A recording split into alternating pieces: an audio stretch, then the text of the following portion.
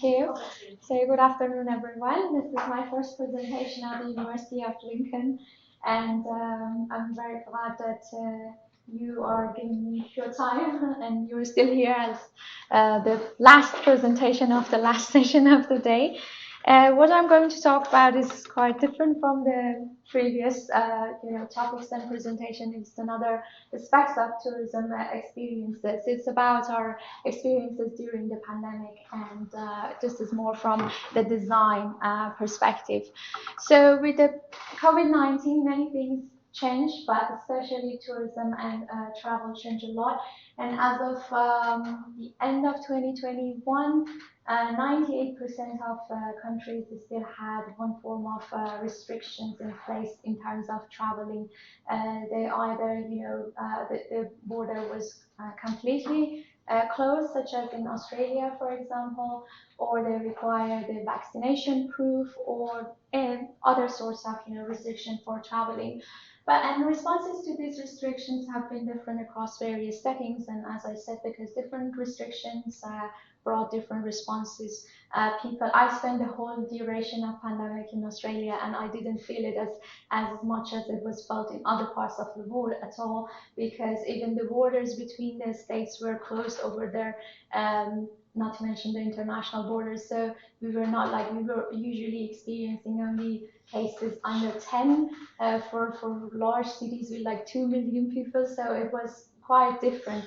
But at the end, I think what we did in this study is talk about like a variety of experiences during the pandemic to understand how we can design tourist experiences during such time. Hopefully, it doesn't happen again, but like similar times, and this is the implication of the study. So we chose different settings: Australia, Iran, and Spain. They had different restrictions in place, and also different levels of compliance with these restrictions in place. So many people actually in different parts of the world, although there was a ban or something, they still traveled, and we wanted to hear about different experiences, even if they traveled during a peak time or something like that.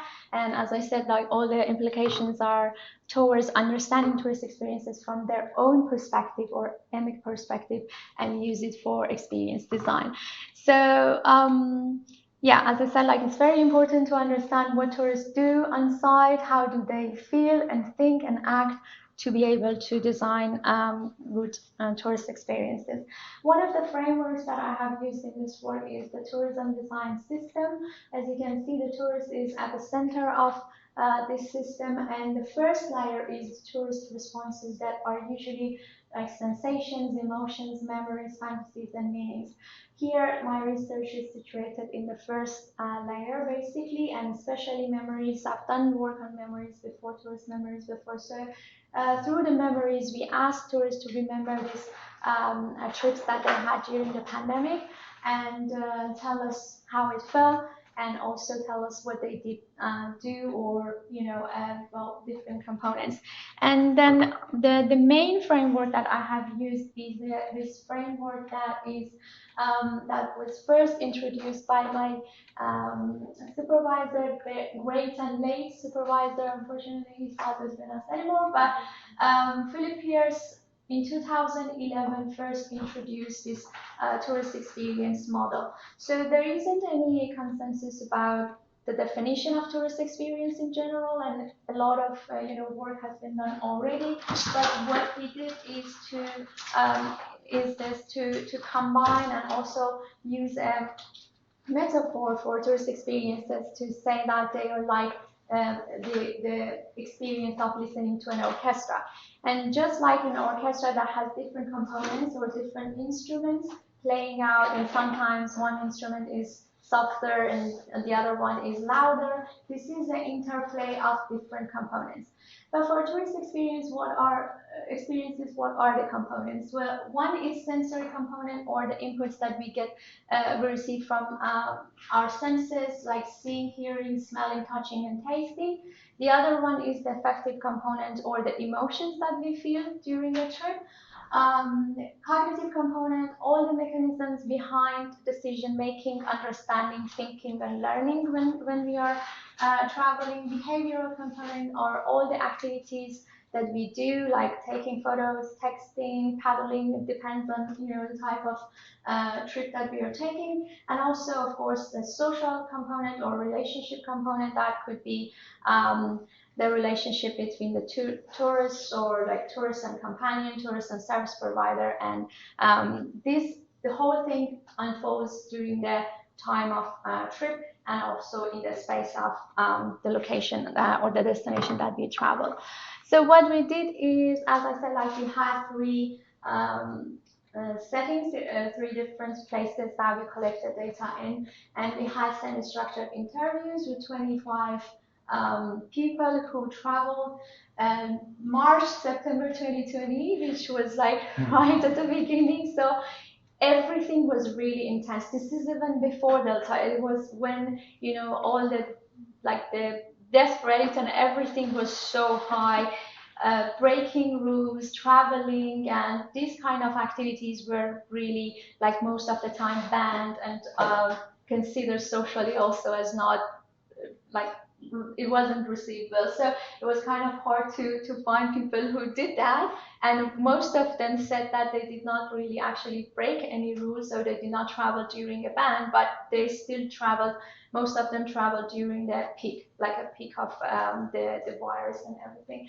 So, and then we did thematic analysis with the pre-existing components, as I mentioned, the 5 components of the orchestra model. And here is what we have found.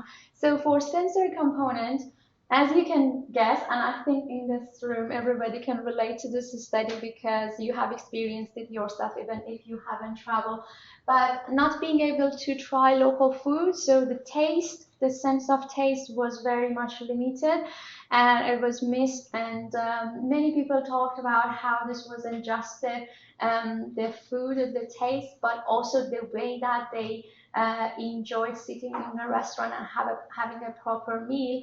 And for many meals, it's a matter of the whole ambience of the restaurants and going there and the whole ceremony. So they missed that a lot.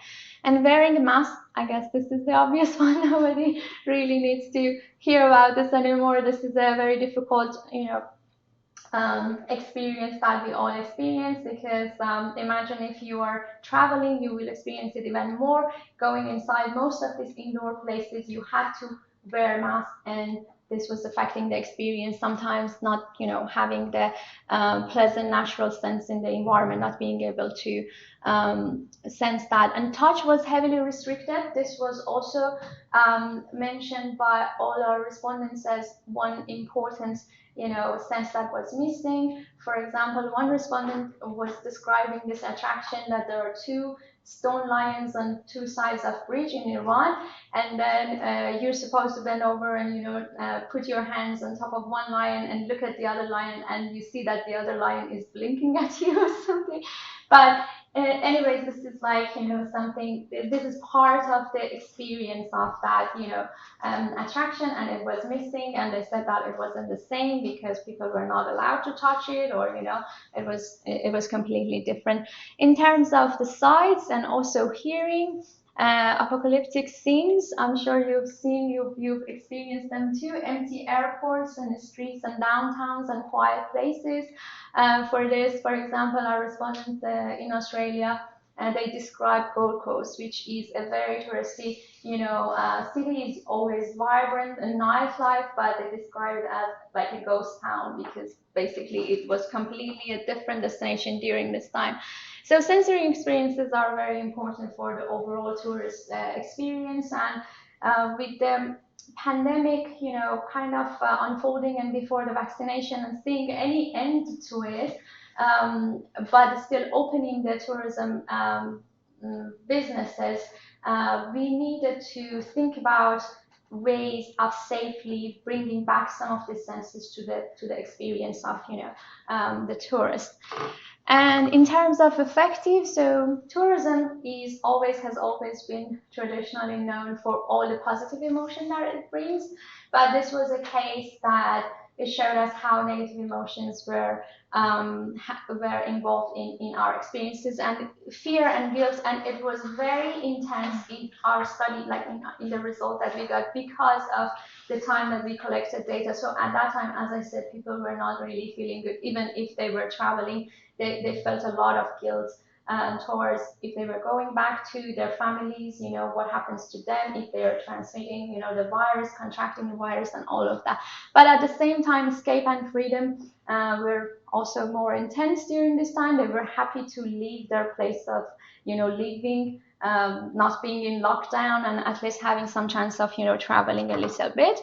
In terms of cognitive, it was too many decision making that was really frustrating, and making some of our respondents even like more tired than before, because they said it was kind of like too many decisions that we had to make and think about it, and the stakes were high. So they could not enjoy their experience as much as they could before, because they had to think all the time, going by car, by train, sleeping in Airbnb, or just like a standard hotel, takeaway restaurant. So many decisions to make. In terms of behavioral, so this is the area that has been done the most studies about, like everybody agrees on that the most.